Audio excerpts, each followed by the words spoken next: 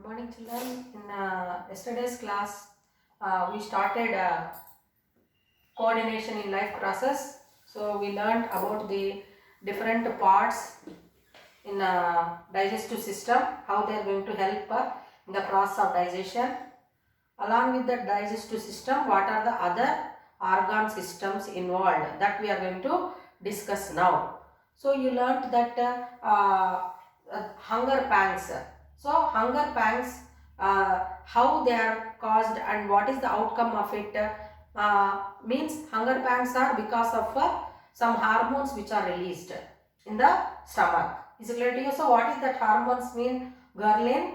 It when it is released, uh, when it is increased in volume in the body, then we feel to take food. So that we call it as a hunger pangs. Okay. So after feeling of hunger, we are going to take food. Is it clear to you? So after having our food, we feel that our body is satisfied. So that how it is happening means that is because of another hormone called leptin. Is it clear to you? So here the endocrine system is helping, or endocrine system is associated with the digestive system. That is, feeling of taking food is associated with endocrine system. Is it clear to you? So now what are the other parts associated with the digestive system that we are going to learn? So you know that whenever we thought of food, whenever we feel to take, whenever we thought of food or smell of food, then feeling very much tired, so our food which you like most, when you see the food, so we feel to take food. So that is created because of some actions, reflex actions are going to happen. Again, that is because of nervous system. So that will make you take or to consume the food. Is it clear to you? Then if we smell the food, you have learned about the smell and taste as senses, chemical senses in 9th class, sense organs, tongue and nose.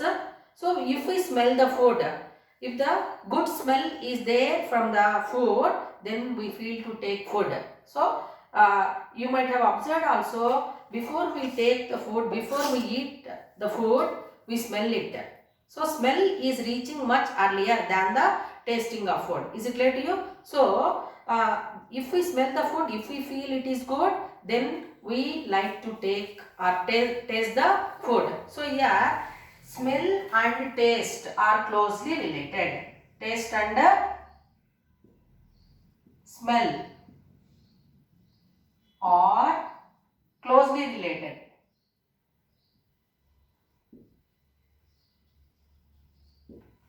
There is a close relation between smell and taste, chemical senses. These two are said to be chemical senses. Why?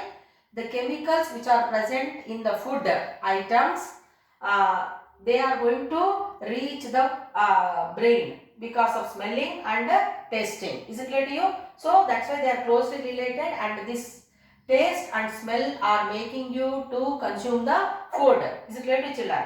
And you have observed also, if you are not well, if you are suffering from cold or fever, so you know that the sense of smell, it cannot function properly, so that you don't like to take the food. So you might have observed also, white color coating on the tongue if you are not well. So then you know that how we can taste the food means, that is because of taste buds which are present on the tongue. So taste buds are present on the tongue, and they are present on the different locations of the tongue, and which help in identifying the different types of taste. So when the tongue is covered with greyish coating or whitish coating, then taste buds are closed with that thick layer of mucus, and so that we cannot able to taste the food. And smell also, when the smell is because of uh, olfactory receptors.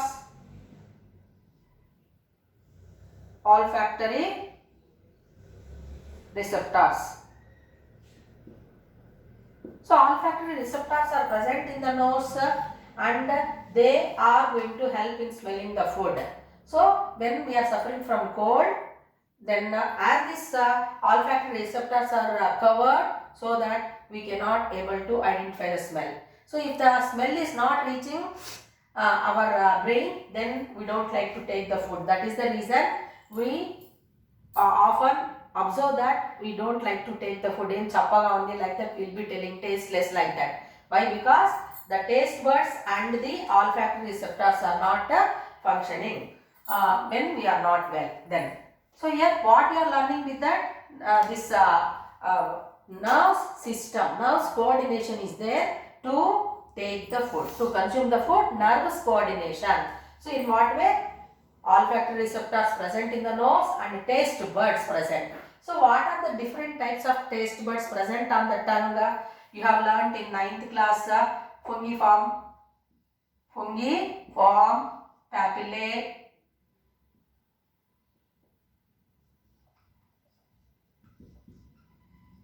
foliate papillae, circumvallate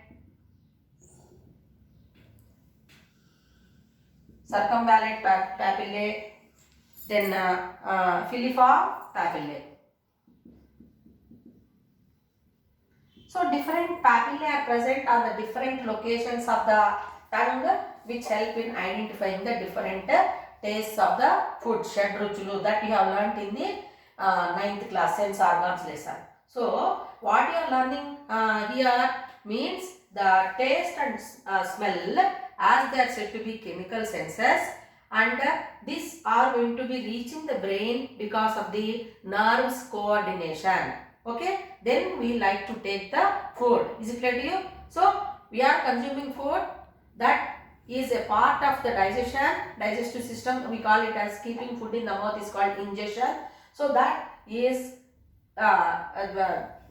because of the taste buds and olfactory receptors. How we can able to know the taste of the food?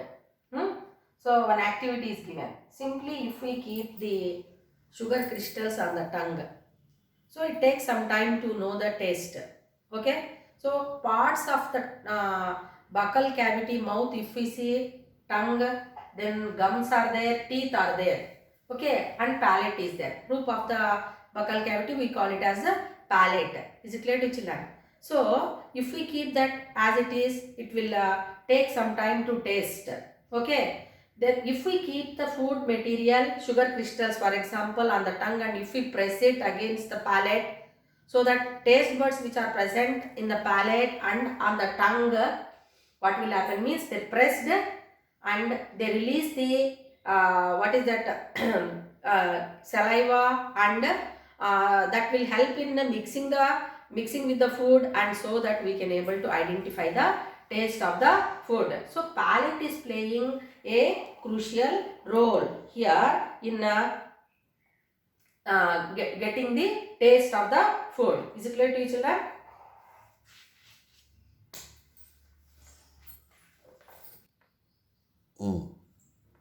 So observe this flow chart. What it indicate about the taste sense. How we can able to identify the taste. See here, taste, nose, then mouth, tongue. So tongue is having taste buds. Then mouth, salivary glands are there.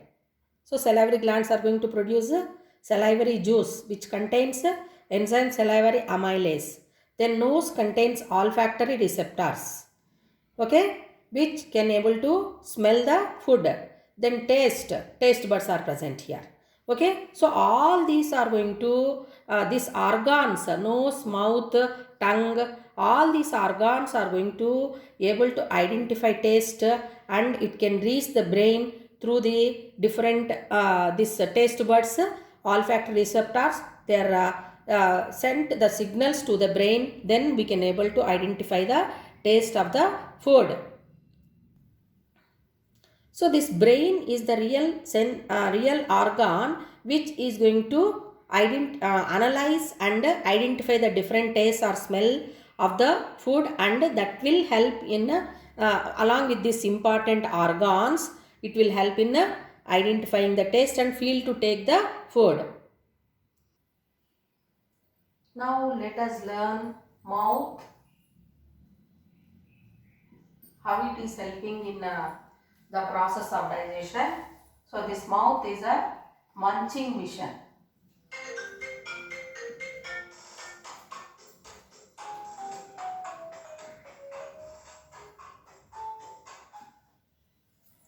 So here we know that when we keep the food in the mouth, the food is going to made into small pieces. So how it is happening means with the help of a mouth. So let us learn it with an activity. So for that what we have to do means we have to take two plastic tumblers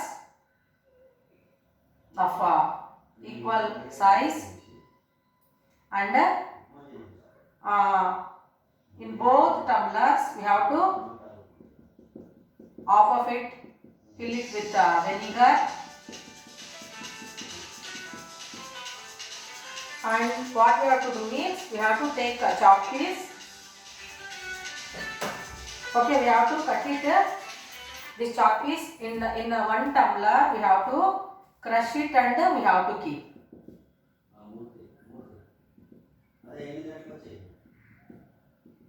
Crush it and keep the chalk powder. In another tumbler, we have to keep that chalk piece without breaking it. As it is, we have to keep. So what we have to do?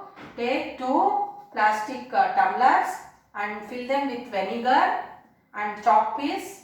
We have to take, and we have to crush the chalk piece, and we have to keep in one tumbler, and uncrushed chalk piece as it is we have to keep like that in another tumbler. So here vinegar and chalk powder or crushed chalk powder.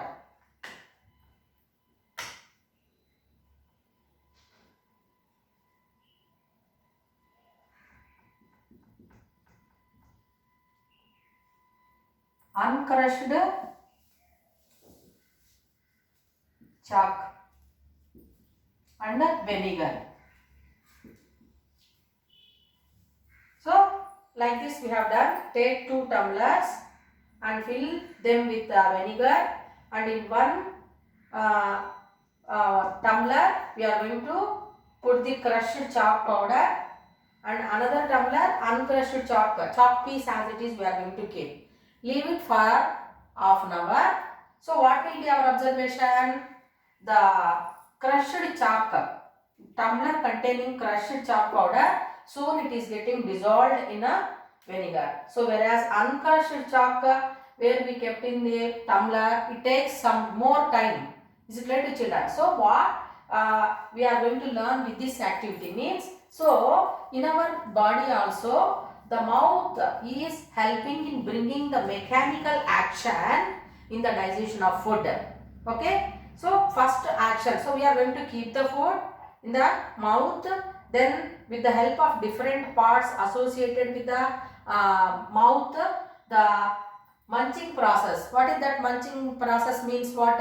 It helps in crushing, grinding, masticating. All that is going to happen because of all the parts present in the mouth, and that's why the mouth is acting as a munching machine. So what will happen if it is done then like that? Surface area is made available, okay, in the mouth or buccal cavity, so that what will happen means we can take the food without break for whenever we are taking food, like in breakfast or in lunch or in dinner time. Is it clear to children? So continuously we are taking food, so that when we are crushing the food it is easy to swallow also, and so that we can take the food. So surface area of the food is going to happen because of a munching process whichever is happening with the help of a mouth. Is it clear to you? So in tomorrow's class we learn about the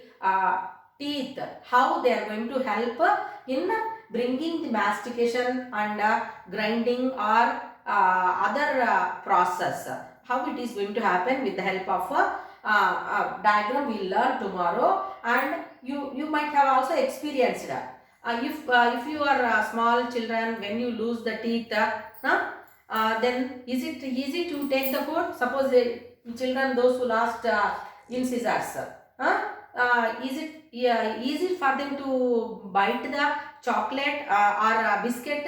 It's difficult, no children. So that how these teeth are going to help in the process of digestion, that we will learn tomorrow. Thank you.